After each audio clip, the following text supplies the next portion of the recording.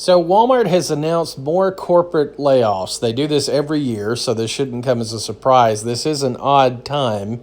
Typically, they do it at the beginning of the year, but doing it mid-year has happened before. One of the last big layoffs was outsourcing the finance and accounting divisions to a company called Genpack, which gave comparable jobs to the associates that were laid off, but they still lost all their tenure with the company, although they were able to accrue vacation at the new company at the same way.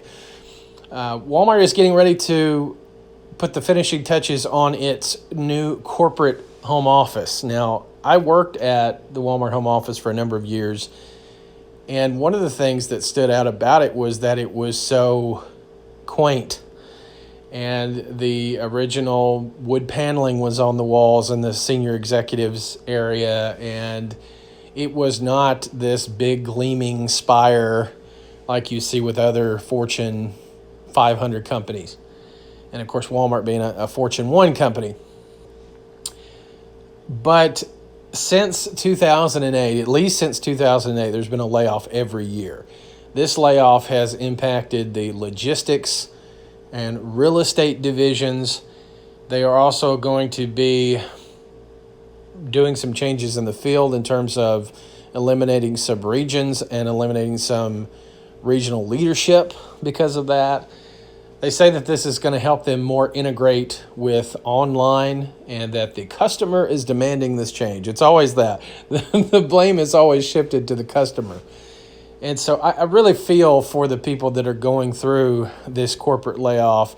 It impacted me once in 2010, and I was able to thankfully quickly get a new job with Walmart Corporate and actually got a promotion out of the deal. But for a lot of people, it is going to be the end of the line, especially those that have been with the company 20 plus years, because the number one cost always for Walmart are the employees. So especially those at the home office. And I showed you the video of the concepts for the new Walmart home office in Bentonville, Arkansas. It is meant to compete with the likes of Amazon, Apple, and to hopefully get that type of criteria of candidate to want to choose Bentonville, Arkansas as a new home. But one of the things about the new home office that they aren't really putting out there is the fact that they plan for it to have about 20% less associates there. So to achieve that, of course, you're going to have to let some people go.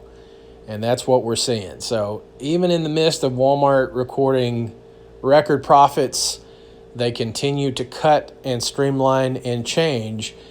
And for the corporate associates, a lot of store associates see the corporate associates as do nothing, suits. And it's a very precarious place to be, never knowing if your job is going to be safe.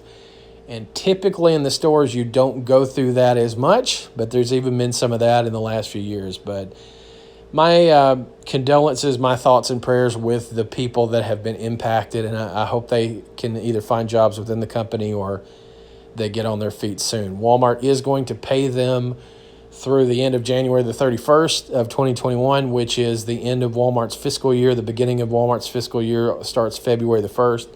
So they'll have benefits and pay until then.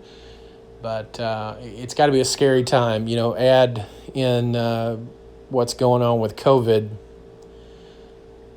and now you have people losing their jobs, as we're seeing not only at Walmart but across the country and across many different stores.